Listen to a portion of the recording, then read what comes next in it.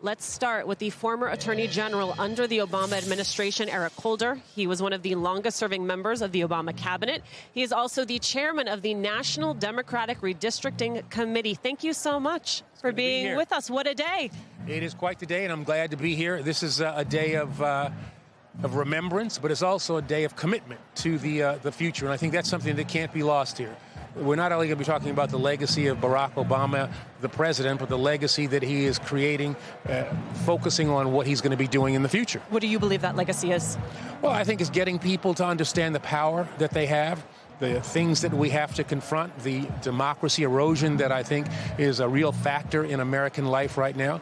I think he will make people understand that we have power, that the American citizens have power, and will use that ability to not only shape our country, but to make it better. The president spoke last night about the limits of nostalgia, but if we can be nostalgic for just a moment, I want to take a listen to some of what we heard from the former president the night that he was elected president the first time. Here it is.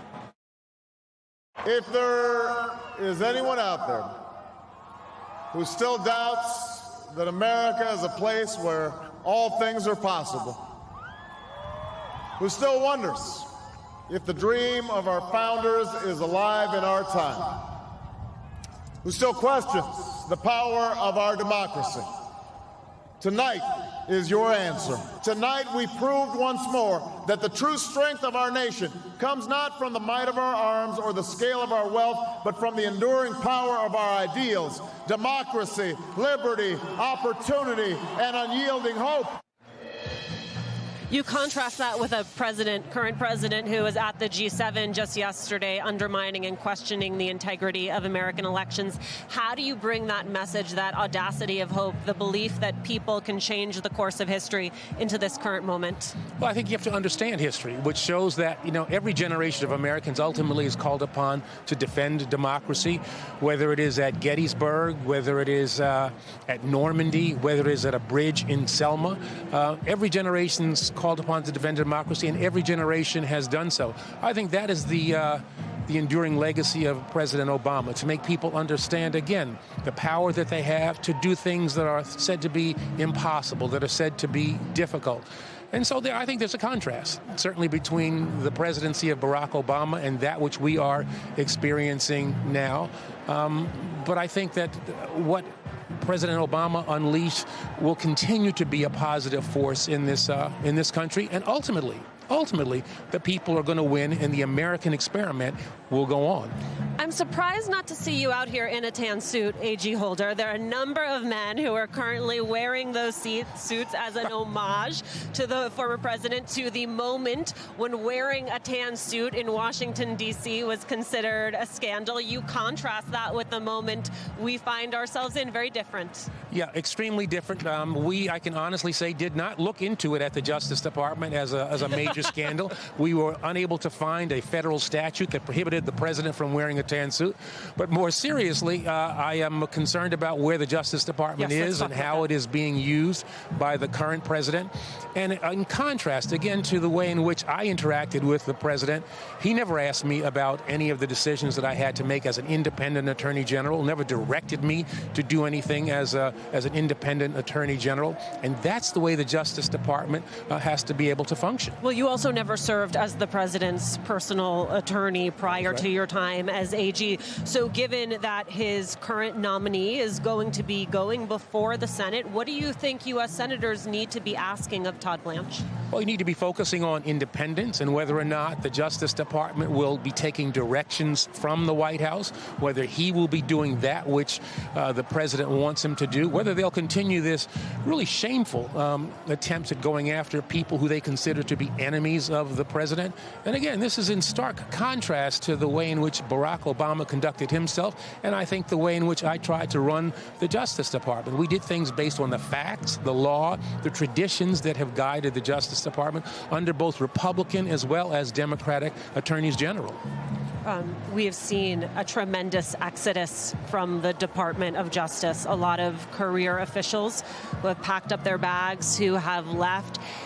When this period is over, How do you rebuild the Justice Department, both internally but also externally, faith in the institution itself?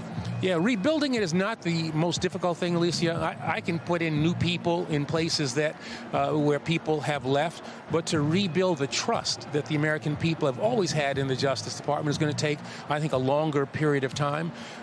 It's easy to build up a great reputation. It's difficult to build up a great reputation and to build up that kind of trust. It's easy to destroy it relatively quickly, so it's going to take some time to bring that back. We all, of course, have eyes on this Supreme Court. We're awaiting a number of incredibly important decisions. I think back to President Obama's time in office, Citizens United, the way in which that unleashed a different type of money into our politics. There are currently decisions pending before this court that could change the very nature of American elections. I wonder what you are watching for and how you think we adjust to what could be a new electoral landscape. Well, the Supreme Court has done a lot under Chief Justice Roberts to, I think, undermine our democracy, starting with Citizens United, the Shelby County case taking away from the Justice Department the ability to pre-clear things, this recent decision undermining, basically gutting the Voting Rights Act of 1965. Now they've got a couple of cases in front of them that might have things to do with the ability of people to cast votes by mail. I'm really concerned about the present direction of the Supreme Court. And it is something that I think people ought to be considering in the election of 26 and 28 to decide, what kind of Supreme Court do we want to have. The justices that President Obama put on the court, I think, have been true to that which has governed the Supreme Court, focusing on principle, focusing on precedent, and not the way in which this Supreme Court, I think, has conducted itself, which is really a focus on personnel. We've got the numbers, and we're going to do all these things that we've wanted to do for decades. One of the other Supreme Court cases during the period in which you were AG was the same-sex marriage decision. It is my understanding that there is an exhibit inside the center behind us that pays homage to Jim Obergefell and his partner. His ring is inside with his partner John's ashes. Have you gotten a chance to see it? What does that moment mean to you? I have not seen it, but that is going to be something that's going to be extremely meaningful to me. It's one of the decisions I'm most proud of making as Attorney General, and that is another example of the way in which the Justice Department interacted with the President. That was a decision that we made in the Justice Department. I informed the President of our decision, and it was an interesting interaction that we had. He said, that's where I wanted you all to be, but I didn't think it was appropriate for me to tell you how to decide what you were going to do with regard to the defense of Marriage Act. That's the way a Justice Department is supposed to interact with the White House. That's the way an Attorney General is supposed to interact with the President. We've been walking around the grounds here today. There is a fruit and vegetable garden. There is a library that now becomes a branch of the Chicago Public Library.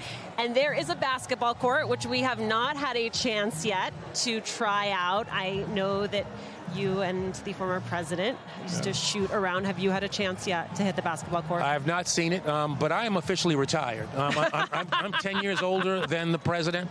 He plays a lot of golf, and I'm not sure what his game is like now. I will say this, and he always hates when I say it, but he's a great player from Hawaii. I was a pretty good player from New York City, home of the Knicks, I might add. And so in terms of the assessment of our relative games, I say look at the locations. Just some geographic strengths there. There you go. This is, of course, a moment to reflect on legacy. And legacy can be enormously complicated no matter how positive it is. And so I wonder for you, as you have this chance to reflect back, what to you remains undone? I think history is going to be kind to Barack Obama, and I think kind to our administration. But there are still things left undone. Our democracy has been attacked, and I'm concerned about the ways in which power is being taken away from the people. If we had had the ability to get through a gerrymandered congressional legislature, some of the things that we were thinking about, I think that protections could have been put in place. And so I think it's going to be up to another president, another Congress to look at the things that this administration is doing, what this Republican Party is doing, and to do things like banning partisan gerrymandering, to ensure that the American people have the ability to get to the polls in as easy a way as is possible. Because at the end of the day, this nation, at its best, is when the American people are deciding the policy directions of the country, not special interests, not even a particular president. And so I think, as I said, our legacy, I think, is a strong one, but there's still a lot of work to be done. Well, to that